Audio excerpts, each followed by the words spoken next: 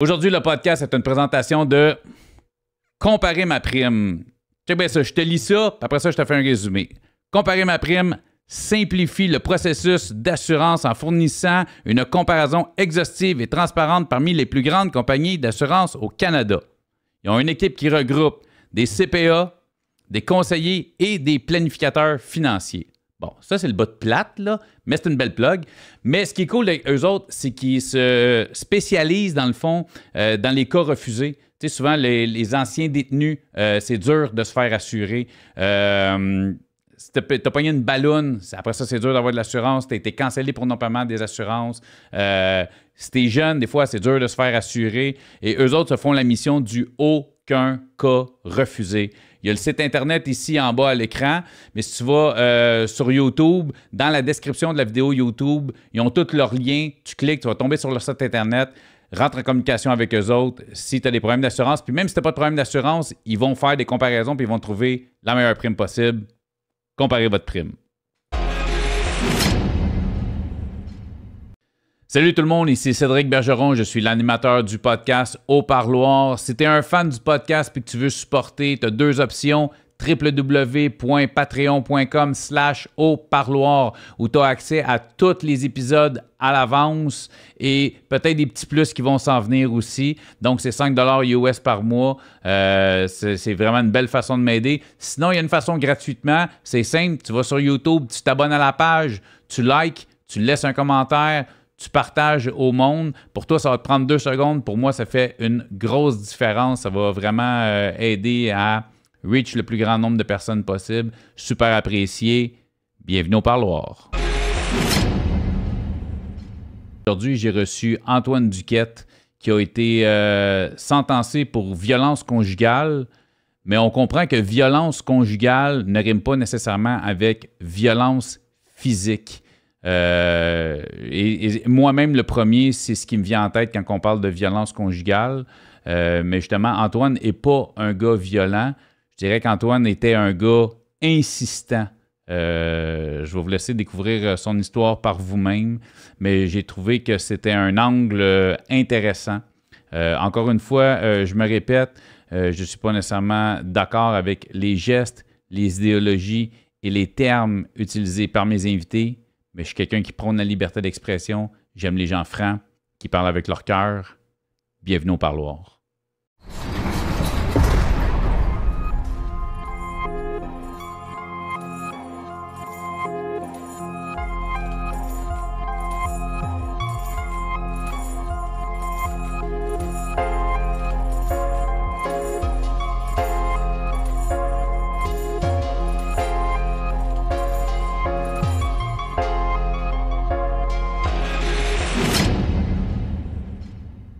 Antoine Duquette, yes. Premièrement, salut et merci d'être là. Antoine, on ne se connaît pas. Tu as découvert le podcast sur YouTube. Oui, exactement. Tu as laissé un petit commentaire qui était « Ça rappelle des vieux souvenirs ouais, ». Là, je t'ai juste réécrit écoute, si jamais ça te tente de raconter ton histoire, puis c'est intéressant, écris-moi. Tu m'as écrit sur Facebook. Puis te voilà assis en face de moi, mon cher Antoine. Fait que mais, merci pour ça. Écoute, commence par te présenter. T'es qui, tu viens d'où, un peu ton background, ton enfance, pour qu'on connaisse un peu la personne qui est en face de moi, finalement. Là. Parfait. Antoine Duquette, je suis un petit gars qui vient de Rouyn-Noranda, en Abitibi. Ah, OK. Ma famille a déménagé quand j'avais à peu près 10-12 ans. Puis de là, on est venu à Montréal. Puis de là, tous les problèmes ont commencé.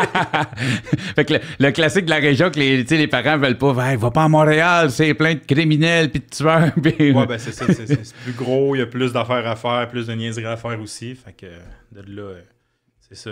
C'est ce qui m'en à quel âge t'es arrivé étudier à Montréal? Vers les 10 ans environ. Vers 10 ans, ouais. Fait que t'étais mis du primaire dans le fond. Sixième année. Sixième année. Secondaire, j'ai commencé à Montréal. OK. Collège Mont-Royal, une école privée. Mes parents voulaient mettre toutes les chances de notre bord à moi et mes frères. OK. Puis à partir de là, c'est là que ça a commencé un peu à chier. T'es dans quel quartier que t'étais? Tétroville. Tétroville. J'ai toujours été à Tétroville. Toujours à Tétroville. Puis job à ton père ou quelque chose comme ça? Vous êtes emmené à Montréal, de Rouen à Montréal? Mon père trouvait qu'il n'y avait plus de job assez florissante à Rouen. OK. Mon père était comptable agréé. OK. Fait qu'il voulait de l'avancement. Puis pour qui il travaillait, il n'y en avait pas. Donc, il a dit on déménage à Montréal. Puis toute sa famille était à Montréal. Fait OK, on avait OK. comme des bases ici. Là. Cool. Puis famille, frère, tu disais? Ouais. Je suis venu, on est venu à Montréal. Ma mère, mes 2 frères. Tes 2 frères. T'es le plus jeune, le plus vieux, milieu? Le plus vieux de la gang. T'es le plus vieux de la gang. OK. Fait que c'est toi C'est toi qui as montré la ligne directrice. Ouais, on peut dire ça. Parce qu'après ça, là, aujourd'hui, on est juste rendu 2 aussi. OK, là. OK. Que, On en reviendra là-dessus. C'est vrai, tu m'en avais glissé un mot. Puis là, quand tu parles, ça a commencé. Qu'est-ce que tu veux dire par ça a commencé? Ben, tu sais, l'adolescence aussi, je pense, ça a aidé. Là, les découvertes, j'étais bien gros timide quand j'étais jeune. Fait que j'avais besoin d'une solution pour être moins timide. T'sais. OK. Fait que l'alcool, la meilleure solution à cet âge-là. Après ça, le décrochage scolaire. Mes frères ont embarqué avec moi là-dedans, la consommation très jeune de drogue. Là. OK. Je pense que mon frère, la première fois qu'il a fait de l'ecstasy, il avait 13 ans. Là. Ah, c'est bon quand même, hein? Fait que c'est ça. De là a découlé justement la mort de mon autre frère. Puis là, ça a été vers le plus bas jusqu'à quasiment récemment. Là. OK, on va y aller étape par étape. Fait que dans le fond, le classique, commence un peu d'alcool, fume un joint, des pilules, des trucs comme ça. Au début, récréatif, on s'amuse les vendredis, les samedis. Ouais, mais à l'adolescence, ça vient vite une habitude. L'école prend le bord, puis... T'as lâché l'école à quel âge? Je pense que j'avais 14 ans. 14 ans. 14 ans, vraiment, ouais. J'ai essayé de refaire mon secondaire 4 plein de fois, ça n'a jamais fonctionné. T'sais. OK. Ouais, je te filme, moi, c'est ça. J'ai un background un peu similaire à ça. Puis quand tu dis tes frères ont... des frères beaucoup plus jeunes que toi ou... On avait tous 2 ans d'écart. OK. Plus jeunes que moi. Fait que toi, t'as 14, l'autre 12, l'autre 10, genre. Ouais, exact, OK, parfait. Fait que tes frères t'ont suivi dans la consommation. Ouais. Tu parles de ça ton frère. Je ne sais pas à quel point tu veux entrer dans ce sujet-là qui est probablement... Ça fait quasiment 16 ans. Là, OK. Il s'est passé quoi avec ton frère? Consommation. Mon frère allait pas trop bien. Aujourd'hui, avec ce qu'on sait sur l'autisme et tout, là, on pensait qu'il y avait peut-être un diagnostic... OK. Tu étais sur le spectre... Ouais, puis de très haut potentiel. Là. OK. Mais c'est ça. Il allait pas bien, il se trouvait pas de filles, puis tout. Puis ben, un matin, il a décidé d'aller dans son garde-robe, puis de jamais ressortir. OK. Fait que ça, j'imagine, c'est un gros choc, autant pour toi et tout le reste de ta famille, j'imagine. Pour tous, oui, mais surtout pour mon frère, mon plus jeune, qui était comme son meilleur ami, qui l'a fait que ça, c'est celui du milieu qui est... celui du milieu, puis mon plus jeune frère, c'est lui qui l'a décroché, qui a essayé de réanimer tout le tralala. Là. Vous aviez quel âge à cette époque-là? Moi, je un peu en bas de 18 ans pour moi. OK. Fait que lui... Il avait 16 ans. 16 ans, ouais. Puis le plus jeune avait 13-14. C'est lui qui l'a décroché à 14 ans. Il a décroché son grand frère. Ouais. Ça doit être méchante épreuve pour un kid de 14. Là, mettons, ça marque une famille, là, puis ça détruit une famille aussi. Là. Lui, il a encore ses problèmes qui suivent. OK. Moi, je m'en ai voulu longtemps parce qu'on avait fait de la coke la veille. OK. Qui l'avait trouvé, c'était le grand frère. Puis, tu sais, les dernières paroles que j'ai dit à mon frère, moi, c'était vraiment tu veux-tu me donner le reste que t'as, tu sais. OK. Ah, c'est bon. Fait que, tu sais, longtemps, je m'en ai voulu, là, de l'avoir acheté, de leur avoir fait consommer de la drogue, puis tout. Mais, tu sais, aujourd'hui, je n'en paie que ça, là. Ouais, mais tu sais, je veux dire, si c'est pas toi qui l'aurais trouvé, ça aurait été quelqu'un d'autre. C'est ça qu'on s'aperçoit à longue, là, tu sais, avec les activités de sédaction, puis tous ces trucs-là. Peu importe les psychologues qu'on va aller voir, ils vont nous le dire. Tu sais, je veux dire, mon premier pusher, c'était mon frère, moi aussi. Je veux dire, c'est lui qui... mon grand frère. Le but, c'est pas de faire du mal aux personnes à qui qu'on non, c'est donne. Mais surtout à cet âge-là, je veux dire, ton but, c'était pas de faire du mal à ton frère. Non, c'est ça, exactement. C'était de triper avec ton frère. Exactement, triper avec nos chums, tout le monde ensemble, puis c'est ça. Puis le restant de la famille, tu sais, ça a été rough, la famille, ça a éclaté la famille. Dans quel sens? Ben, mes parents se sont séparés, tu sais. Ça, c'est sûr et certain qu'il y a eu une séparation à ce niveau-là. Mon père puis moi, la relation a empiré. Mon père m'en voulait. Je lui en voulais par rapport à comment il avait agi quand on était jeune. Donc, tu veux-tu entrer là-dedans un peu? Qu'est-ce que tu veux dire? La relation que vous aviez avec votre père? Mettons que les traits toxiques d'un couple, on les a tous appris par mon père, tu sais. OK. Aujourd'hui, il est beaucoup moins épais, mais dans le temps, c'était vraiment, tous les traits de violence conjugale, là, violence financière, psychologique, tout ça, nous, on trouvait que c'était tout à fait normal dans une relation. OK. Je comprends un peu un homme de son temps aussi. Oui, exactement. Lui, il vient d'une famille aussi de, je sais pas, une dizaine d'enfants, pauvres, le seul qui a réussi dans la vie. Fait que, il y avait des attentes très hautes envers nous, que malheureusement, on n'a pas pu lui fournir. Là. Ouais, mais des fois, c'est sûr que si tu as des ententes envers tes enfants, tu leur donnes pas les outils. Les outils affectifs n'étaient pas là, ça, c'est sûr à 100%. Là, quand tu te fais crier dessus, ça te tente-tu d'aller faire tes devoirs quand tu te fais crier dessus? Ouais. Pas vraiment, tu sais. Non, je comprends. Ouais, le père que je suis, des fois, je me rends compte qu'on en demande beaucoup à nos enfants, puis pas nécessairement de la bonne façon. Je me considère pas comme un mauvais père, mais je sais que des fois, j'ai pas toujours la meilleure approche justement au niveau de l'école puis des devoirs. On oublie de se remettre quand nous autres, on avait 9 ans. Non, c'est ça, exactement. La façon qu'on pensait. Puis j'excuse pas ton père, puis je m'excuse pas non plus. C'est que je comprends un peu des fois les situations. Puis il s'est passé quoi dans ta vie à partir de ce moment-là? La délinquance. La consommation de drogue à l'extrême, là, vraiment. Là. Puis la délinquance. C'était quoi on peut dire ton produit fétiche? Les amphétamines. Les amphétamines, c'était ton truc. Ça bloquait un peu la douleur, quoi? Oui, c'est ça qui me donnait aussi... J'étais créatif, parce que j'ai toujours été très artiste. OK. Puis c'est ça qui me faisait dessiner, créer. C'est un peu à double tranchant, là, parce que ça l'aide un moment, mais après ça, le down, fait que ça fait l'inverse. Ça t'ouvre comme des portes de ton cerveau pour écrire, mais après ça, c'est ça, t'as le down qui vient avec. C'est ça, c'est pas... Fait que je m'accrochais beaucoup à ça. T'es-tu encore là-dedans? Tu fais-tu ton côté créatif, ton côté artistique, es-tu encore présent beaucoup, dans ta vie aujourd'hui? Là, je suis plus dans les meubles, des lampes. OK, on en reviendra de ça parce que je suis curieux. On parlera de ce côté-là. Parfait. Puis quand tu parles délinquance, tout ça, tu travailles-tu à cette époque-là? Mettons, autour de 18, 19, là, j'imagine, le début de la vie adulte. Des petits jobs, mais tu sais, des petits jobs que tu ne fais pas parce que j'avais pas d'intérêt pour. Là. C'est vraiment... c'était consommer, en fait, l'intérêt primaire puis faire vraiment suivre la ligne directrice que je voulais. C'était la consommation. Ben oui, puis aussi faire à ma tête. C'est vraiment... Le monde disait, il faut que tu ailles travailler. Moi, je me dis non, je vais pas travailler, puis je vais consommer. T'sais.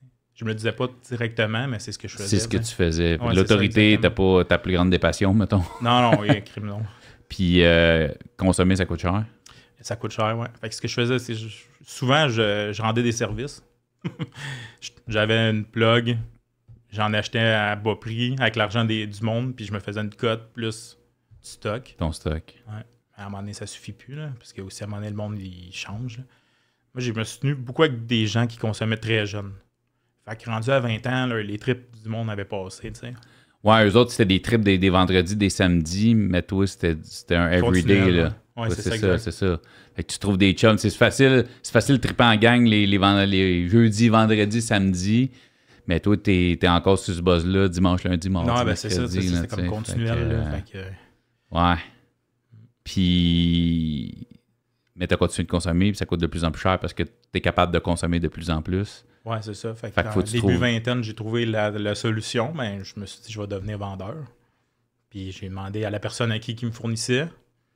Puis dans cette époque-là aussi, j'avais commencé à être en couple avec la mère de ma fille. Là. OK. Fait que, tu sais, on habitait déjà en appartement, donc je voulais fournir... tout ce qu'il y avait de besoin pour faire ta part, là, c'est ça. Ouais, c'est ça, exactement. Elle allait à l'école, puis c'était important pour moi qu'elle continue son école. Là. Fait que... Étais-tu consciente de ton problème de consommation? Ou oui, on s'était rencontrés dans ces années-là. C'était une des amies de mon frère qui s'est enlevé la vie. OK. Donc, c'était tout était entremêlé. Là. OK. Fait que c'est ça. C'était une personne qui consommait aussi? Au début, oui, mais qui a vite mis ça de côté dans sa vie. Là. OK, c'est ça. Ça a été récréatif, ça l'est resté. Récréatif, oui. Puis comme qu'on parlait plus tôt, son père, c'était une police aussi. Là, ouais, ça, on en parlait, moi, plutôt, ça, en caméra. Fait que c'est ça, ouais. C'est donc ton ancien beau-père, donc le père de la mère de ton enfant était policier. Oui, c'est ça, exactement. Fait que, moi, il y avait le petit thrill encore plus. Le petit thrill d'un film, le bad boy qui sort avec la fille, que son père, c'est une police. Moi, je voyais ça comme un film dans ma tête. Là. Okay. Je trouvais ça comme si c'était un accomplissement, avoir une histoire vraiment peu commune de vie. T'sais. Puis lui, étais-tu conscient de qui t'étais, de ce que tu faisais? Probablement, mais c'était vraiment une personne... si je me fie à mon père, comment il était, lui, c'était aussi pire comme manière d'élever ses enfants. Là, OK, c'est ça. Il est là pour faire la... C'est une police, puis il est dans la maison, il est là pour faire la police, mais les sentiments, les câlins, les intérêts de tes enfants, tout en... C'était pas primordial dans sa vie. C'était pas primordial. C'est un policier qui va sur des scènes de crime, d'accident de la route. Mettons que les émotions, ils mettent ça de côté. Là. Ouais, c'est ça. Ils apprennent à geler un peu leurs émotions sur la job. C'est juste que des fois, ils oublient de dégeler une fois rendu à la maison. Je pense que oui, ils dégelaient 0 à 365 jours par année. Un peu comme toi, mais pas sur le même principe. Non, c'est ça, exactement. Toi, tu dégelais pas souvent, mais toi, c'est parce que tu consommais. Oui, c'est ça, exactement. Lui, en tout cas, je sais pas comment il faisait, mais c'était une personne assez désagréable. Puis quand tu t'es... Donc, tu as plongé dans le deal, là, dans le fond. Là, tu t'es mis, dans le fond, à vendre. C'est devenu ton gagne-pain principal. Au tu début... spécialisais, c'était-tu amphétamine aussi? Ou là, t'étais sur... Non, là, c'était du blanc. Là. OK, t'étais ça. Une route déjà établie. OK. Dans le temps avec un page, justement. Là. D'où mon message sur YouTube. Là. Le petit page. Ouais, là, c'est ça, tu m'avais écrit. C'est ça. Puis ça, j'aimais ça parce que c'était comme... Je faisais ce que je voulais quand je voulais, là. T'sais, je répondais au call, mais à part de ça, il n'y en avait pas de stress. C'est la route, t'es libre, c'est ça. J'imagine que ça s'est bien passé. Jamais Danny Croche. Jamais. C'est ça le plus surprenant, puis qui fait à un moment donné que tu te penses un peu au-dessus de tout. Là. Ah, tu vois, c'était de l'ironie que je faisais. Non, c'est pas de l'ironie. Moi, ça a super bien été pour vrai. OK. Moi, j'ai eu aucun problème avec ça. Jamais aucune accusation criminelle. Ni avec la police, ni avec des clients. Ça a toujours jamais. fait... Ben, tu sais, je veux dire, en partant, t'as une bonne chip, t'as une bonne carrure, fait que c'est sûr que... Nous, ça peut être le premier qu'on a envie de faire. C'est souvent quand t'entends des routes, surtout dans Hochelaga, puis c'était un lieu de travail, Hochelaga, puis j'ai jamais eu de problème parce que c'était tranquille. Il n'y avait pas de violence, rien de ça. Fait que ça a continué pendant des années, même ceux avant.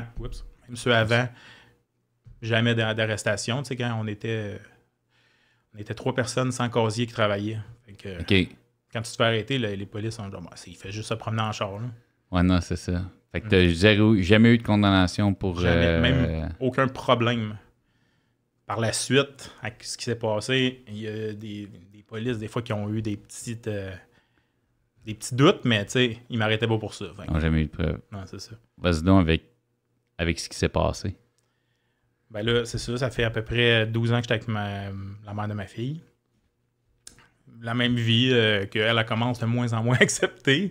Parce qu'elle a fini l'école à Mané, elle est à l'université et tout, puis elle est devenue prof. Là, fait que, elle a du sérieux, puis c'était tout le temps montagne russe, notre relation aussi. OK. Puis on a eu la brillante idée d'avoir un enfant.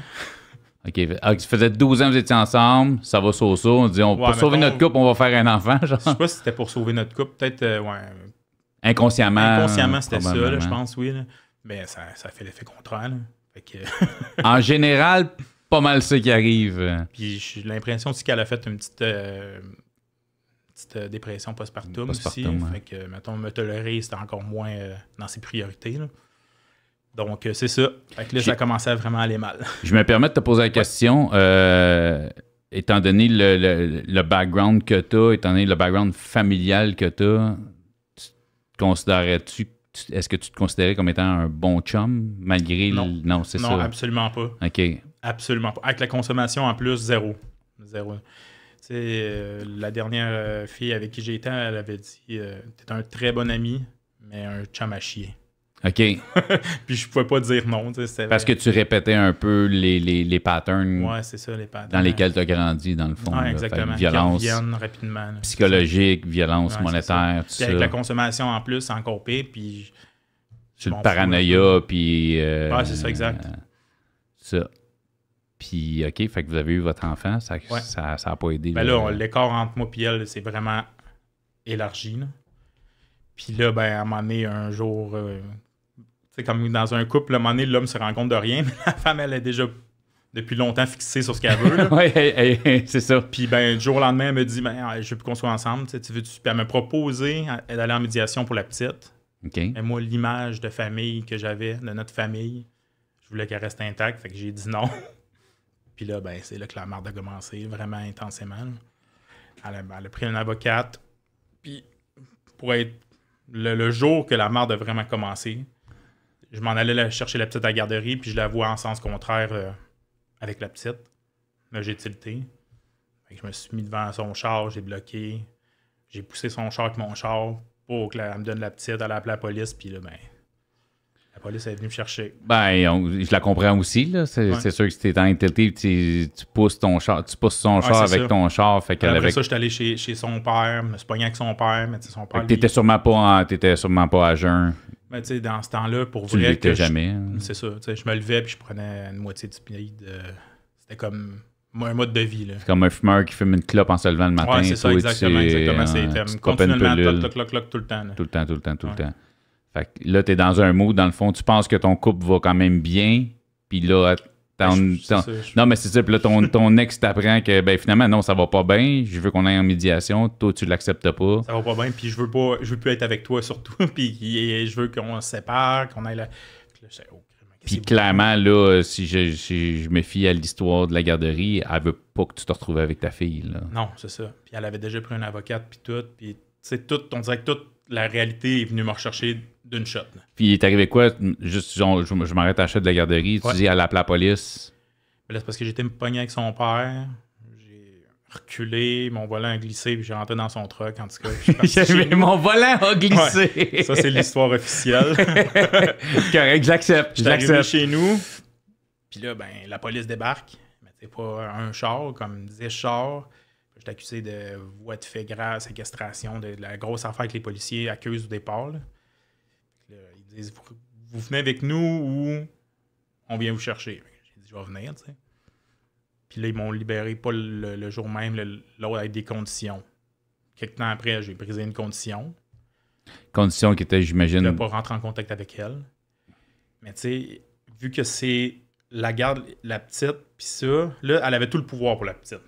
Fait que moi, j'avais plus le droit de rien dire. Là. Il fallait que je m'engage une avocate au criminel pour le criminel, dont je venais de me mettre dedans, là, puis au familial. Moi, tu sais, je suis pas là pour prendre un bord ou un autre. Tu sais, dis-moi si t'es d'accord, avec le recul aujourd'hui, que tu comprends parfaitement la raison pour laquelle elle a fait ça. Je sais pas. Avec le recul aujourd'hui, moi, je le vois encore, là, le jour où elle m'a dit on s'en va en médiation. J'aurais dû juste dire oui. On s'en va en médiation, c'est beau, puis je vais faire mon deuil d'une relation à part après, tu sais. Je le vois, là, tu sais. Tu comprends qu'après un avocate, puis qu'il est rendu là, parce que là, on s'entend, là, tu rentres dans son char, tu arrives chez son père, pogne avec son père, rentre dans son train. Je comprends que la fille, c'est bon, tu sais. Parce que je pense qu'avec la consommation, puis tout, à un moment donné, j'étais rendu imprévisible à un tel point que ça en devenait dangereux pour ma sécurité, la sécurité des autres. C'est ça, c'est sûrement dire sa sécurité. Donc, c'est ça. Parce que je veux pas que les gens pensent comme. Tu sais, qu'ils écoutent ça, puis faire comme. Tu sais, j'ai pas envie que le monde t'écoute en disant, ben voyons, gros tata, c'est normal. Tu sais, c'est ça, tu comprends. Mais sur le coup, quand t'es dedans. C'est sûr, quand t'es dedans, c'est elle qui a tort. C'est sûr, quand toi, t'es dedans, t'es gelé, t'es en crise. Ah ouais, c'est ça. C'est toi qui as raison, c'est elle qui a tort. Ça fait pas de sens qu'elle t'empêche de voir ta fille. Non, mais quand on se met de l'autre côté, on comprend parfaitement avec un peu d'introspection, puis avec un peu de travail, on se rend compte que. C'est ça. J'ai tout fait les étapes. S'il y avait un livre, là, les étapes comment se mettre dans la marde, là, puis ne pas avoir sa fille. Non, mais c'est ça. C'est ça, on n'est pas là pour glorifier ce que tu as fait, dire que c'est bien ce que tu as fait. C'est juste qu'on veut comprendre pourquoi tu l'as fait, pourquoi tu étais dans ce minding-là et pourquoi elle a agi comme ça. Puis ça, si ça peut réveiller des fois des gars. Réfléchissez des fois, vos enfants, là. Je le sais que ça peut être rough de ne pas voir ton enfant pendant 2-3 mois, mais dis-toi, des fois, ça peut être une bonne option que tu ne vois pas ton enfant pendant 2-3 mois, autant pour toi que pour ton enfant. Puis dis-toi, si tu le vois pas pendant 2 mois, c'est moins pire que pas le voir pendant 4 ans. C'est effectivement, ouais, c'est ça. Je vais pas te recouper. C'était juste un lien que je voulais juste mettre pour que je veux juste que les auditeurs du podcast comprennent le sens que tu nous expliques ça. Puis aujourd'hui, j'en ai des chums, justement, que des fois, ils se pognent avec leur blonde, puis je leur dis, regarde, rappelle-toi moi. Pas jusque-là. Un de mes chums, justement, qui a une grosse maison, il y a tout dans la vie avec sa blonde. Puis des fois, ils se pognent, puis je suis comme, man, laisse couler. Là. Ça vaut pas la peine. Si tu veux régler ça, chacun un avocat, médiation, faites les choses bien, tu sais. Parce que c'est un primé un peu lui aussi. Si tu vas tout perdre, tu sais. C'est sûr que c'est facile quand une relation va bien. Tu sais, moi, j'ai des enfants aussi. Ça fait super longtemps que je suis avec ma femme. Ça va super bien. Puis c'est sûr que c'est des discussions qui sont faciles à avoir quand ça va bien. Mais tu sais, c'est une chose qu'on s'est toujours promis. Si ça pète, peu importe la raison pour laquelle ça pète, on saillira pour mourir. On veut jamais que les enfants subissent ça. Parce que là-dedans aussi, l'adulte, Tu sais, ouais, c'est ma fille, j'ai le droit de l'avoir, mais c'est ta fille. Pense à ta fille, pense à ton fils. Ça, nous autres aussi, on se l'était dit quand on était plus jeunes, mais rendu... je pense que les deux, psychologiquement, on n'était pas à notre meilleur. Puis il y a du monde qui nous ont aidés chacun de notre bord, puis peut-être... Nuit chacun de votre bord aussi. Ouais, c'est ça. Là, donc, tu avais des bris de condition. Mais justement, tu disais, j'ai tout fait pour me mettre dans la merde. Ouais. J'aimerais ça que tu rentres là-dedans, parce que justement, ça va peut-être réveiller du monde qui font comme... Hey, peut-être que s'ils arrivent au point où est-ce que t'es, ils vont peut-être repenser à ce que toi, tu vas nous raconter, puis faire... Hey, gars, je vais me parler à moi-même, je vais rester chez nous, puis je vais laisser mon téléphone sur la table au lieu de l'harceler à coup de texto. Puis... justement, je pense que les choses que j'ai faites qu'on devrait pas faire, c'est s'isoler, retomber encore plus dans la consommation, dans l'alcool, dans la consommation. Pardon? Pas trop. Puis, en fait, c'est ça. Puis que tout le monde, tous mes amis me donnaient des conseils, ils me disaient s'il y a un problème avec moi, j'écoutais personne. Je faisais à ma tête. Puis quand j'avais un trop plein, ben, je la contactais. T'sais. Comme je te disais tantôt, il y en a un de mes prix de condition, ça a été un match Tinder. Il y en a certains que c'était douteux. Okay? C'était des prix de condition un peu comme si on venait me chercher. Là. Okay. Un match Tinder avec elle. Elle m'avait dit qu'elle s'était trompée. Elle a dit au juge qu'elle l'avait fait du mauvais côté. OK, t'as matché avec elle sur Tinder. OK. Ça m'a donné un prix de condition. Oh, OK. C'est poussé, ça, par exemple. Ben oui, c'est ça. Il y en a un autre, on avait une application. En fait, c'est parce qu'elle voulait toujours qu'on tienne un certain contact par une application ou un ci ou un ça pour la petite, mais je savais que c'était trop dur pour moi, fait que je me faisais tout le temps pogner par l'application. T'sais. OK. OK, mais elle, fait qu'une application, tu sais, style Snapchat, que les messages s'effacent quand même pour pas vous faire, pour pas que ça reste de presse ou... exclusivement pour les parents séparés. Ah, OK. Ah, fait que, mettons, t'as-tu le nom? Je suis curieux, je sais pas si tu t'en souviens. Comment ça s'appelle? Faudrait que je regarde dans mes... OK, non, mais parce que c'est peut-être quelque chose, une information qui peut être intéressante. Chaque parent se connecte, puis là, mettons, telle date, il y a un rendez-vous, puis là, tu le marques là, puis la personne peut écrire un... Mais tu sais, c'est elle qui s'occupait tout le temps d'ouvrir ces trucs-là.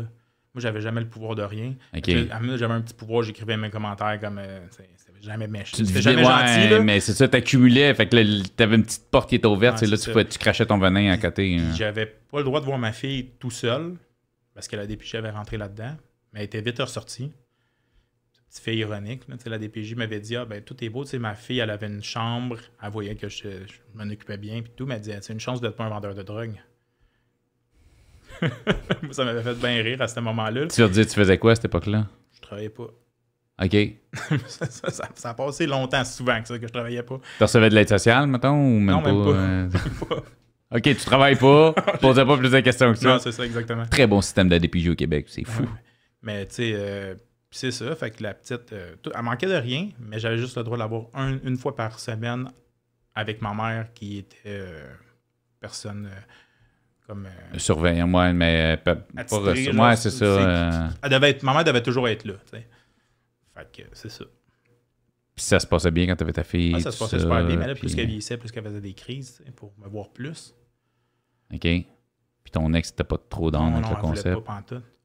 Fait que là, tu sais, avec le temps, à un moment donné, ben, avec les bris de condition qui s'accumulaient, tout le temps des petits bris de condition qui ressemblaient de l'accumulation, je parlais. Puis aussi, quand j'avais mon bris de condition, au début, je me faisais arrêter, je restais chez nous. J'avais compris que si je barrais la porte en arrière, il ne pouvait pas rentrer dans la cour. Dans ma porte de cour, là, avec un cadenas, il ne pouvait pas rentrer dans la cour. Quand tu parles, il ne pouvait pas rentrer dans la cour? Les policiers qui avaient un mandat, ils ne pouvaient plus, parce que c'était barré, clôturé. Fait que là, tu sais, quand tu apprends des petits twists de même, après ça, je me sauvais. Fait que j'étais en cavale souvent une à 3 semaines, tu sais. Fait que je n'aidais pas vraiment mon cas, là. Clairement pas. Je pense que la dernière, c'est le SWAT a bloqué ma rue, puis ils sont débarqués, ils sont venus me chercher.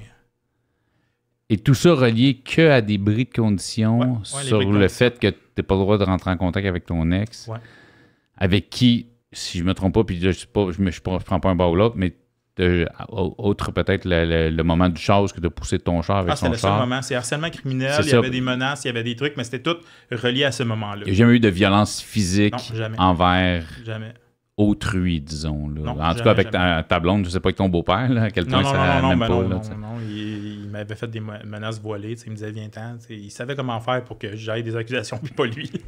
Ouais, puis tu me racontais un peu tantôt, justement, que c'était un ancien policier, tu sais. Puis c'est ça que tu me disais, qui connaissait un peu comme les rouages, dans le fond. Fait qu'il lui était assez down avec le concept que tu sois pas trop dans la vie de sa fille et de sa petite fille. Oui, exactement. Fait qu'il donnait des cues à ton ex, étant policier, sur... Ça, c'est des suppositions que je fais, mais des fois, c'était tellement éclairé vers ce que, mettons, la littérature précise vraiment de ce qu'il y a à faire, que je me disais, ça se peut pas que personne lui ait conseillé ça. Elle disait quasiment des articles de loi mot à mot. Oui, mais son avocate au familial aussi était très bonne pour enlever la garde au père. Là. Au père. Tu t'es retrouvé... ben là, si le soir, t'es rendu sur ta rue, puis il bat ta rue. Cette fois-là, j'ai été 10 jours à Rivière-des-Prairies. À RDP, OK. Puis j'ai ressorti. Puis après ça, je pense que c'est pas un bris de condition, mais c'était une date de cours que je me suis pas présenté parce que j'étais trop nerveux. Parce que je savais que j'allais plus sortir. Là. Puis là, c'était une date de... OK, c'était une date de cours pour tous tes bris de condition, puis tout ça. Tout le gros package. Puis je savais que j'allais pas ressortir. Fait que l'avant-midi, je me suis pas présenté. L'après-midi, mon père m'a convaincu d'y aller. J'ai été avec ma meilleure amie, avec mon père. Puis je suis pas ressorti. T'es resté combien de temps? Ça a été quoi? Dans le fond, ils t'ont accusé de tout. Fait que là, toutes les bris de condition, mais t'avais le voie de fait de ci, de ça, vite à Bordeaux direct. OK. Puis, mais tu sais, dis-toi que ça a pris à peu près 2 ans. Là. Tout est pour tout. Oh, oui, non, c'est une histoire qui c'est ça, les bris de condition, là, ils te gossent, ils te remontent, ils te tapent, ils te gardent 24 heures, 48 heures, ils te ramènent, c'est ça, avec les mêmes conditions. T'es arrivé à Bordeaux dans le C, la grosse unité de 200, que tout le monde est accusé de plein de choses différentes. C'est assez impressionnant qu'on n'a jamais fait de prison. Puis là, à chaque jour, pendant 1 semaine et demie, je pense que j'allais en cours. C'était un gros procès, je sais pas pourquoi. Il y a des journées où ils m'ont juste fait attendre dans le bullpen toute la journée. Puis ils t'ont pas fait monter pour... je trouvais ça un peu ridicule. On dirait qu'ils essaient de te briser un peu psychologiquement ou c'est juste qu'ils sont vraiment dépassés par... je pense... Ben, tu sais, dans un cas, je pense comme le tien, je pense que c'est plus une... Ils ont tellement... Le système, autant carcéral que juridique au Québec, est tellement archaïque et tellement en retard que c'est ça, tu sais. Dans ce temps-là aussi, la fois que j'ai été arrêté au palais de justice, ben... les gardiens, tout le monde me l'a dit. T'es arrêté au palais de justice? Ouais, j'étais arrêté au palais de justice. J'étais arrivé, puis le juge me fait mon sermon comme quoi que c'est pas bien gentil que je le fasse attendre, puis qu'il a pris son après-midi pour me revoir, puis tout. T'sais, quand on a une date de cours, on se présente. Il m'a fait le petit sermon habituel. Là. Ah ouais, c'est tellement puis après ça, juge, ouais, c'est ça. Puis après ça, les agents correctionnels de là-bas m'ont arrêté. Fait que, ce jour-là, moi, je suis sorti, puis je suis pas ressorti avant 8 mois, à peu près 7 mois. Là. OK. T'as fait ton temps à Bordeaux? Ouais, Bordeaux. Puis là, parce que t'as dit une phrase que j'ai aimée, t'es arrivé dans le C. Ouais. Impressionnant pour quelqu'un qui n'a jamais fait de prison.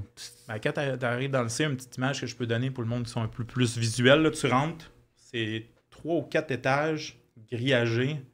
C'est à peu près la longueur d'un terrain de football. Là. Puis ça crie. Ça cogne d'un grillage. Puis parce que on te regarde aujourd'hui, t'as une bonne carrure, tout ça, mais tu sais, t'as pas un background de criminel, où tu vendais de la dope, mais tu sais, t'es pas de violent, je sais, en tout cas, on n'a pas parlé, mais t'es pas un batailleur, t'es pas... J'utilise toujours plus la parole pour régler les trucs. C'est ça, tu sais. La preuve, puis ça, j'en parle souvent en humour, on ne se fie pas à l'apparence. Non, c'est ça, exact, faut pas. Mais... Tu gères ça comment? Toi, t'arrives là, Je me sentais petit dans mes shorts, là. Parce que, tu sais, toutes les affaires que le monde te dise, c'est dangereux. Avant que tu rentres, ouais, non, c'est ça. Puis je me suis aperçu là-bas, je m'étais fait ami avec un Haïtien qui a comme, je sais pas, on s'affitait nous deux, qui m'a un peu expliqué les rouages. Puis, tu sais, même à un moment donné, il me dit, tu sais, il y a du monde qui m'ont parlé, tu sais, tu regardes pas mal partout. J'étais comme, OK. Il dit, t'es nerveux, hein, mais sois pas nerveux ici. Parce que ça veut dire d'autres choses. Tu dis, ouais, ben c'est soit que tu vas être pris comme une proie, soit tu vas être pris pour un snitch. Comme un gars qui, ouais, c'est ça. Il veut pas retrouver du monde. Ouais, aussi, c'est ça. Fait que sinon, ça a bien été, mais tu sais, le gros clash là, de la viande puis de là, les rats ça, tu sais, tu mets des bouts de papier dans le calorifère, puis il y a des rats, des souris, puis tout. Un soir, je me suis battu avec un rat. C'est comme je me suis battu avec un rat. Oui, parce qu'il grattait, tu sais, tu voyais, il grugeait le calorifère, là. J'étais comme Colin aussi que je suis. J'espère que t'as gagné quand t'es. Ouais, mais je voulais pas le voir sortir parce que j'en avais vu puis là-bas, puis j'étais comme, ils sont pas petits, hein? Non, c'est ça. Eux autres aussi, ils font du temps depuis longtemps. Ils savent où est-ce qu'elle a la cantine. Ils l'ont trouvé, eux autres, la cantine. Puis, t'es rentré en étant un consommateur? Ouais. En dedans? C'est ça, j'ai pas eu de problème. Parce que toutes les fois que j'ai arrêté de consommer dans ma vie, ça n'a pas été un gros problème. Donc, tu consommais pas en dedans? Non. T'as Ça réussi. coûte tellement cher. Ben non, plus, c'est là. ça. Je pose la question. Fait que ton temps a été comme... Mais après ça, c'est ça. J'ai été accusé. Fait que là, j'ai été transféré dans le G. C'est des petites wings, 25 ou 40 personnes. Là, c'est un autre monde. Là, il a fallu que je me batte quasiment pour signifier que je n'étais pas raciste. Parce que c'était contrôlé par des Couleur. personnes de couleur. Ouais, c'est ça, exact. Après ça, eux autres. Puis beaucoup d'anglophones à Bordeaux. Ça aussi, moi, je viens d'un milieu francophone. Là, Fait que tu parlais pas anglais anglophone, non, pantoute. je comprenais, mais fait que je me suis pas fait aucun ami là, mais aucun ennemi, tu sais. OK. T'étais Je faisais comme... ce que Tu j'avais faisais à ton faire. shit, puis... OK. Fait que t'as pas eu des altercations quand même, où c'était juste... J'en ai eu quelques-unes, mais j'ai démontré que, tu sais, je leur ai montré que, gars, s'ils voulaient me niaiser, ben, gars, on va jouer à ça, mais sinon, ça m'intéresse pas plus que ça. Là, tu sais. C'est ça. T'étais prête à manger des coups, mais t'allais pas les recevoir gratis. Non, c'est mettons, ça là, exactement. tu sais, J'allais pas me laisser faire, mais j'allais pas en donner pour rien. Là. Non, c'est ça. Puis encore là, dans ce wing-là, je me suis fait ami avec un Haïtien, un jeune de 19 ans, que lui, il était comme des deux côtés, super jovial, le gars, puis lui, il me disait, gars, moi, je veux pas qu'on se batte. Tu sais, à un moment donné, il y avait comme une petite guerre blanche contre les Haïtiens puis les Arabes. Puis il m'avait dit, je veux pas qu'on se batte, monsieur Duquette. Il m'appelait de même. Là. Il me disait, je veux pas qu'on se batte. J'étais comme, non, mais on se battra pas. Là. Fait que ça a bien été à ce niveau. Fait qu'il y a un brawl où tu t'es comme lean back un peu, puis t'as laissé le monde gérer leur shit. Ouais, puis, en fait, les gardiens voulaient fermer la wing. Là. Fait que, ça se calme vite. tout le monde s'est calmé. C'est ça se calme surtout vite. une wing où les sorties sont tout le temps fermées. Parce que les petites wings, ils fermaient tout le temps les sorties. Ils disaient qu'il y avait des drones, mais c'est dans les grosses ailes qu'il y a des drones, pas dans les petites. Je sais pas pourquoi, mais t'es le premier qui je vais poser cette question-là. Je sais pas pourquoi, ça me vient de même. T'étais 8 mois à bord. Tu faisais quoi de tes journées? Mettons, là, journée typique. Là, je te pose la question. Ouais. Je sais pas pourquoi t'es le premier à qui je pose cette question-là. Ça ressemblait à quoi, toi, une journée? Mais tu sais, dans une petite wing dans le G, tu peux pas faire grand-chose. Là. Tu te lèves, tu vas dans la salle commune, tu déjeunes, puis tu écoutes la télé, tu attends que le temps passe. Ça, tu t'es pas découvert une passion, mais tu parlais de dessin. T'as-tu beaucoup dessiné Non, à cette époque-là? Dans ce temps-là, j'écrivais plus. T'écrivais? Je dessinais, ouais. Mettons que c'était plus ça, l'écriture, là, tout expier mes démons un peu. Écriture, comme juste écrire ou Juste des écrire, chansons ou Non, vous êtes même pas... le créatif était pas de temps là quand OK, j'étais en prison. tu Là. fais juste, ça sortait juste...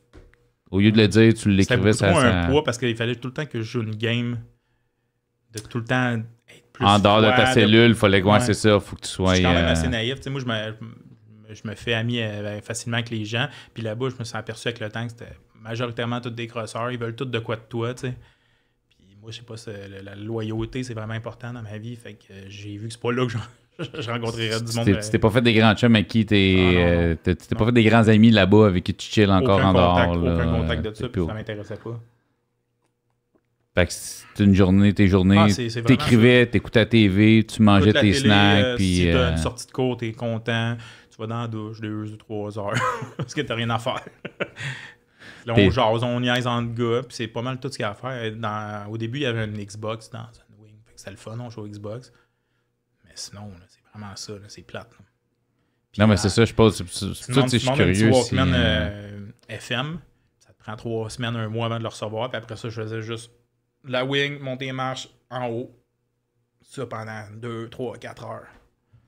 Tu te faisais des pattes. Ouais. C'est vraiment abrutissant, la prison. Ah non, c'est ça, c'est clair, mais tu sais, j'aime ça avoir la perspective de, tu sais, toi, tu faisais quoi de tes journées? Mais il y a aussi des cours, là, mais tu sais, ça marche un peu comme le système scolaire, tu sais, fait que les cours, à la minute t'arrives en juin, moi je le savais pas, en juin, tout arrête.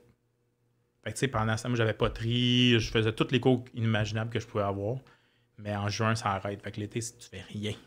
Y a-tu des choses que tu as appris en dedans dans ces cours-là que tu utilises encore aujourd'hui? Ben, j'ai fait des ateliers sur la toxicomanie, qui m'a donné des crédits à l'école. OK. Sur la colère, sur les relations de couple. J'ai tout fait, moi, pour essayer de m'aider. Là. Ça m'a aidé, effectivement. Ça m'a fait réaliser plein de choses. Hein.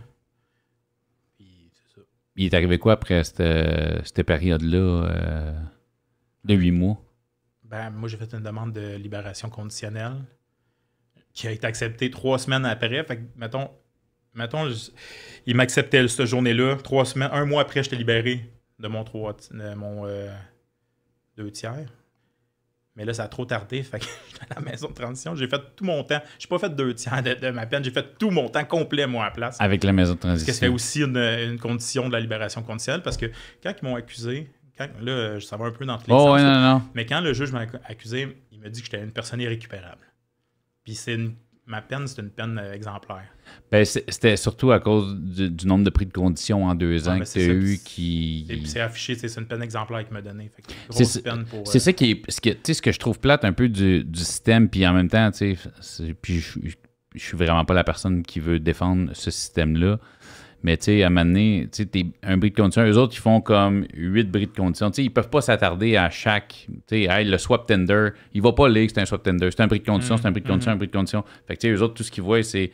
Toi, t'avais ça à respecter en 2 ans, t'as brisé autant de conditions. Fait que tu sais, c'est pour ça qu'ils... Pour eux, un bris de condition, c'est que le juge te donne un ordre, puis en gros, tu fais un doigt d'honneur au juge. Exactement. Fait que les autres, c'est l'insulte ultime pour un juge. Fait que c'est pour ça, parce que c'est ça, tu sais, quand t'as dit, hey, oui, tu sais, pour ce genre de situation, c'est ça. Il a vraiment décidé de te donner une peine exemplaire. Dernièrement, j'ai une de mes amies que j'étais à une soirée, puis je racontais ça, puis son amie travaille dans une ressource, puis elle voulait aller voir, puis c'est ça. Dans mon dossier, c'est vraiment marqué peine exemplaire parce que le tout.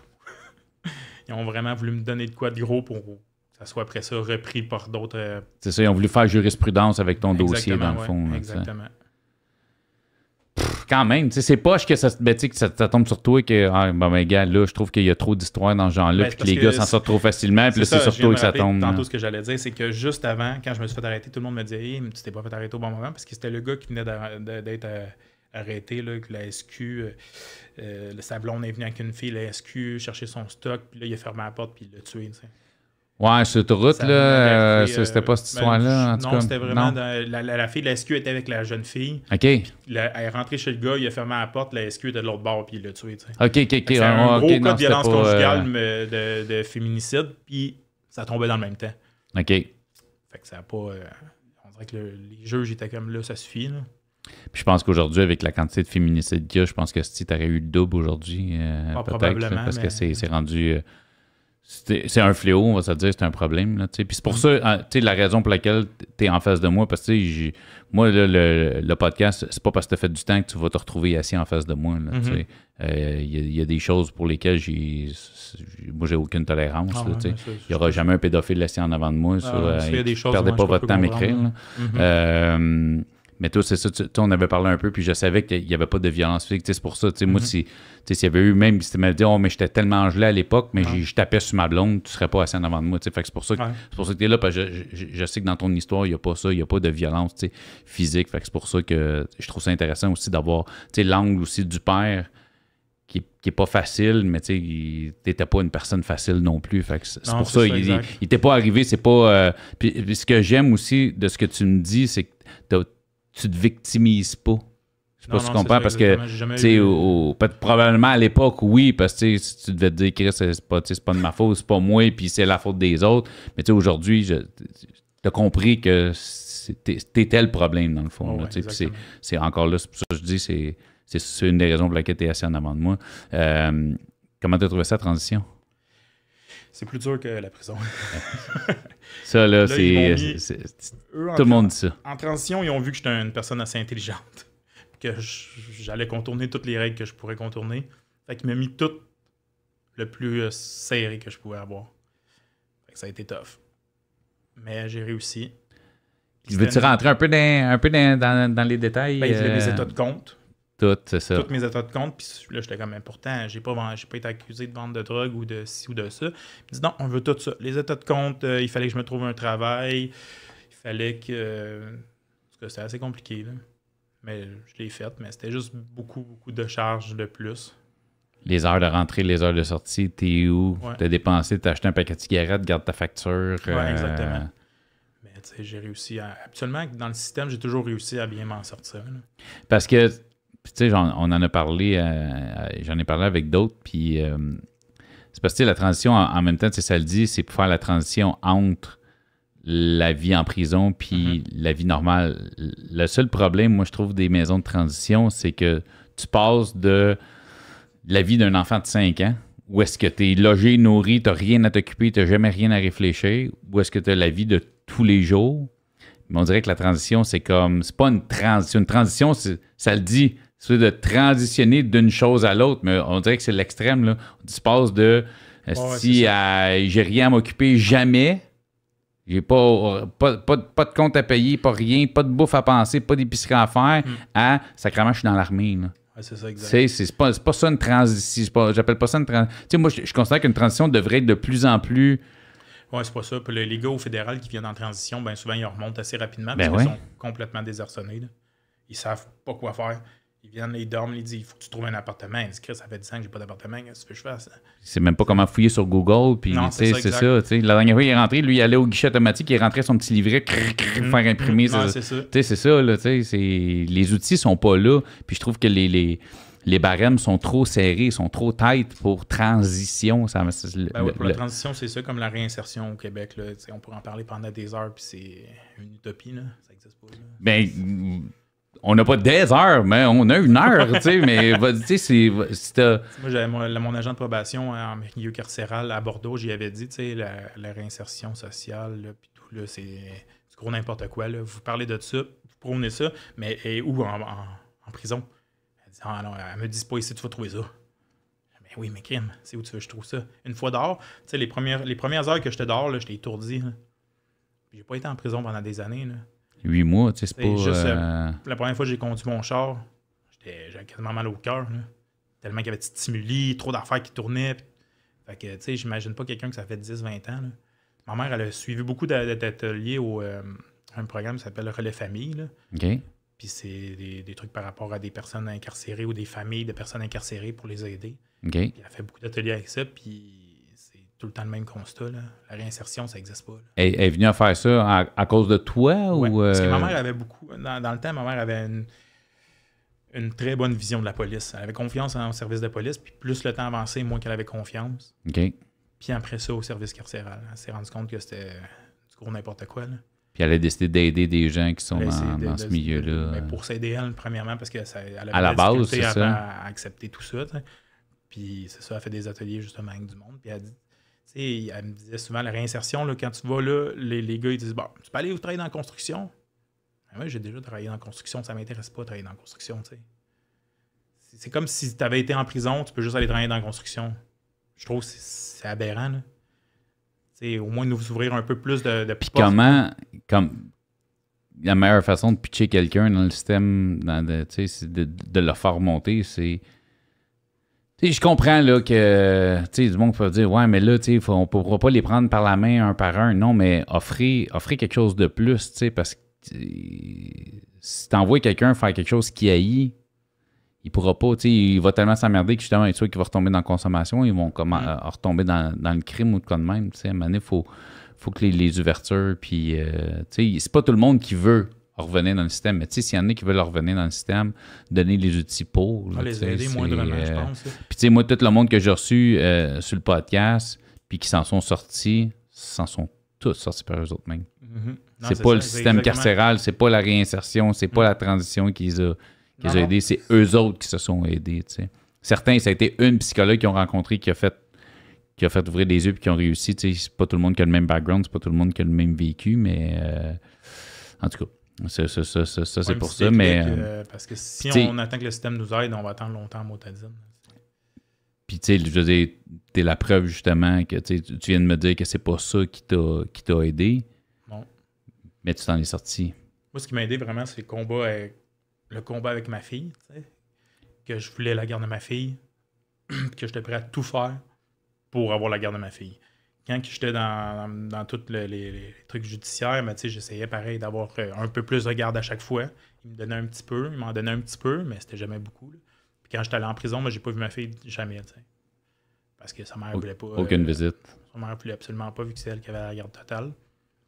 C'est d'un sens aujourd'hui, avec l'intelligence que ma fille a aujourd'hui, puis les souvenirs qu'elle a de son enfance, c'est mieux peut-être qu'elle n'ait pas vu ça, là, dans le fond. Là, c'est ça. Juste là, aujourd'hui, elle sait que je viens ici, puis elle a été comme, enfin, je vais pouvoir savoir pourquoi elle est en prison. J'ai fait, elle a quel âge? Elle a 7 ans. Elle a 7 ans. Un TDAH mix avec une douance, fait qu'elle va vite. Elle va vite.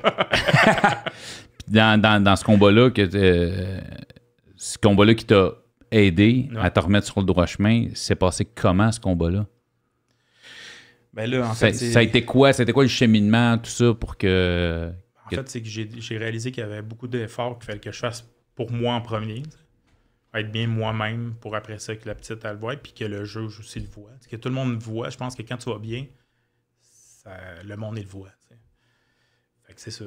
Il a fallu que j'essaie de consommer le moins possible. Puis pendant une bonne période, pendant 2 ans et demi, quasiment 3 ans, j'ai arrêté de consommer. 100%? Oui, 100%. Je suis retourné à l'école. J'ai fait un DEP en soudure. Puis d'étape en étape, de plus en plus, quand je retournais en cours, j'en avais un peu plus, un peu plus, un peu plus. Puis aujourd'hui, ben, j'ai la garde partagée. 50-50. 50-50. Félicitations pour ça. Ça a pris combien de temps? Ça a été un... Ben, je dirais que, mettons, les 3 premières années de la vie de ma fille, je ne l'ai quasiment pas vue. Après ça, c'était des petits moments. Ça a pris quasiment 6 ans. 5-6 ans, à peu près. Fait que ça fait comme 1 an et demi, 2 ans que tu as... Ouais. T'as un 50-50 avec ta fille. Sa mère, elle a eu un enfant avec un autre gars. Okay. Et on dirait qu'après ça, elle a comme laissé... Mais tu sais aussi, je me suis excusé envers elle. Notre relation s'est beaucoup améliorée. C'est là que je m'en allais, c'est ça. Ça ressemble à quoi, votre relation à vous deux? Aujourd'hui, on n'entretient pas une relation d'amitié parce qu'on ne pensera jamais de la même manière. Puis des fois, moi, ça me fâche. Fait que j'aime mieux laisser faire, lâcher prise là-dessus. Ce que tu dis à tes chums, tu te l'appliques à toi-même aujourd'hui. Il y a des choses qu'on ne peut pas faire changer la mentalité des autres. On peut pas. C'est impossible, mais c'est beau. Tu veux penser comme ça, moi, je pense comme ça. Puis on peut en finir. Mais majoritairement, on pense de la même manière pour élever la petite. Fait que ça va bien. T'as-tu rencontré bien du monde qui avait un peu ce parcours-là, le père? Parce que ça a été beaucoup, là, les gars qui se sont retrouvés debout sur le pont Jean-Cartier pour justement flaguer le droit au père. Mais avec ton histoire, avec ton background, t'as-tu eu à rencontrer, t'as-tu parlé, avec des gars qui ont passé par ce chemin-là? Ben... En prison, j'ai réalisé que le monde qui parle de violence conjugale, c'est tabou et tout, mais en prison, majoritairement, les gars qui sont là, c'est pour ça. Là. Que ce soit avec ou sans enfants dans le portrait, mais quand il y a des enfants, ça complique beaucoup la donne. Mais c'est malheureusement, il y a beaucoup de pères qui s'en foutent de leurs enfants. Là. Ouais. Puis qu'il y aurait la chance de l'avoir, c'est quasiment la mère qui les oblige à venir voir leurs enfants. Là, ouais. Fait que, moi, je me suis forcé pour avoir la petite parce que je trouvais ça vraiment important puis je voulais être dans la vie de ma fille. Il y en a aussi qui fêtent, mais les femmes, à la minute qu'il y a des accusations criminelles, ont le gros bout du bâton au Québec. Puis avec la loi sur la violence conjugale, je vais dire, je ne suis pas sûr à 100% de ce que je dis, là, parce que ça fait longtemps que j'avais lu là-dessus. Mais il y a pas, quand tu te fais arrêter pour violence conjugale, tu n'es pas innocent jusqu'à preuve du contraire. Tu vas te faire arrêter, puis ensuite, ce qui pour les autres causes, c'est pas ça. Tu vas avoir. Ouais, puis, mais tu sais, j'ai de la misère à pas accepter ça. Parce que c'est ça, c'est vraiment... Surtout aujourd'hui, avec la quantité de féminicides et ces affaires-là même. Je pense qu'il devrait y avoir du suivi en problème de maladie mentale pour beaucoup de personnes. Il devrait y avoir tellement de ressources qui sont pas instaurées. C'est vraiment... c'est ça qui est plate parce que, en gros, en bout de ligne, c'est toujours les enfants qui vont avoir les répercussions des gestes des parents, tu sais. Fait que je pense que si les parents sont bien à la base, les enfants ils vont être gagnants là-dedans. Là, mais il y a beaucoup de lacunes dans le système par rapport au cas de violence conjugale où il y a des enfants dans le portrait. Là. Ouais, ben tu sais, je trouve que souvent, il y a des lacunes de tout bas, de tout côté. Tu vas avoir des lacunes où est-ce qu'une fille va lâcher un call puis ça va pas nécessairement être pris au sérieux. Puis là, c'est là après ça qu'il arrive des répercussions irréparables après. Puis de l'autre côté aussi, c'est comme il n'y a peut-être pas assez d'effort qui est mis sur le gars aussi, tu sais, de juste tu le prends, tu l'enfermes, puis ça s'arrête là. Mais attends, là, t'as un problème, là, si t'es violent envers la personne que t'aimes, c'est parce qu'à la base, il y a un problème, là. C'est supposé être le contraire. Il y a beaucoup d'aide aux victimes, mais pas beaucoup d'aide aux... C'est souvent les pères, là, malheureusement. Là. Il n'y aura pas d'aide pour eux. Ils vont être laissés dans la nature. Puis il n'y a pas beaucoup d'organismes pour les pères non plus. Des fois, c'est juste un cri du cœur. Des fois, c'est pas toujours des hommes violents. Là, parce que j'en ai rencontré en prison à un moment donné, après un prix de condition. Un homme que lui, c'était sa femme qui l'avait accusé un peu à tort. Là. Puis a été libéré ensuite. Puis je suis encore en contact avec lui aujourd'hui, tu sais, puis... Mais ça arrive, mais aussi, oui, il y a des drames. Fait que, c'est pour ça, des fois, c'est dur un peu... De catcher un peu, tu sais, qui a fait quoi, qui, tu sais, oui, il y a des... malheureusement, ben, c'est comme dans tout, tu sais, je veux dire, il y a des filles qui peuvent accuser à tort parce qu'ils savent que ça reste quand même un... Ils ont le gros bout pour ça, là, tu sais, je veux dire, il a été violent avec moi, puis comme tu dis, là, il n'y a pas 8 millions de questions qui est posées, là, le gars, il est tout de suite automatiquement sorti de la maison, puis ce qui n'est pas une mauvaise chose non plus, parce que, OK, si c'est fake, c'est chiant pour le gars, mais c'est parce que tu peux pas prendre la chance que ce soit fake. Non, c'est ça, exactement. Faut que tu deals avec le fait que c'est... Il y a aussi des histoires que c'est la fille qui est violente, puis la police débarque, puis là, la fille a dit non, c'est moi qui l'ai battu, il embarque le gars pareil. Des fois, c'est les policiers aussi ont... c'est blanc ou noir, là. Eux autres, puis après ça, c'est les juges qui décideront, là. Mais ils devraient peut-être mettre un peu plus de suivi psychologique dans ces situations-là. Parce que je pense qu'à la base, si ça va pas bien d'un couple, il y a de la détresse psychologique, là. Peu importe avant que ça arrive à un drame, parce qu'il y a bien des drames malheureusement, mais des fois, ces drames-là pourraient être... Ben, tu sais, moi, je considère qu'un gars qui est arrêté pour violence conjugale puis qui est condamné avant de la maison de transition, avant tout, thérapie, gestion de la colère, je pense que ce serait une obligation. C'est pas une suggestion, une obligation. Je suis tout à fait d'accord avec ça, parce que moi, je les ai suivis par moi-même, les petites thérapies qu'il offrait à Bordeaux, des ateliers, c'était pas vraiment des thérapies, mais puis j'étais à une maison de transition, l'issue qui est pour la violence conjugale, exclusivement pour ça, qui m'a aidé aussi avec une thérapie hebdomadaire. Mais encore là, c'est tout après, tu sais. Bon, au moins, ça trouve des portes de dire hey, écoute, j'ai compris que peut-être qu'il y a de l'aide qui existe puis que j'en ai besoin. Tu sais, au moins, ça t'a ouvert les portes. Aujourd'hui, Antoine, bon, cool pour ta fille. Sinon, mais comment toi, tu vas au niveau de la consommation et la consommation, je pense que c'est un combat le restant de mes jours. À vie? Ouais. Aujourd'hui, on est au mois de septembre 2023. T'es clean? Depuis une semaine. Depuis une semaine, OK. Ouais, il y a 2 ans environ, j'ai été voir mon médecin pour un diagnostic de TDAH. Il m'avait prescrit du Vivance. OK. Le Vivance, ça te donne un focus, mais ça me donnait pas le petit kick d'avant avec les amphétamines. OK. J'ai recommencé à prendre des amphétamines, j'ai mis le Vivance de côté. Puis là, dernièrement, je me suis aperçu que c'est vraiment... faut que je me reprenne en main à 100%. Là. Parce que c'est une béquille qui est là tout le temps. Puis, c'est ça, exactement. Puis tantôt, tu me disais justement que tu étais clean pendant un bout, puis à un moment donné, tu t'es mis à faire du ménage. Puis c'est ça. Tu en avais tellement partout que tu en trouvais. Oui, j'en retrouvais, puis c'est comme ça que j'ai recommencé à consommer. T'sais. Tout le temps, je peux en faire à soir. T'sais.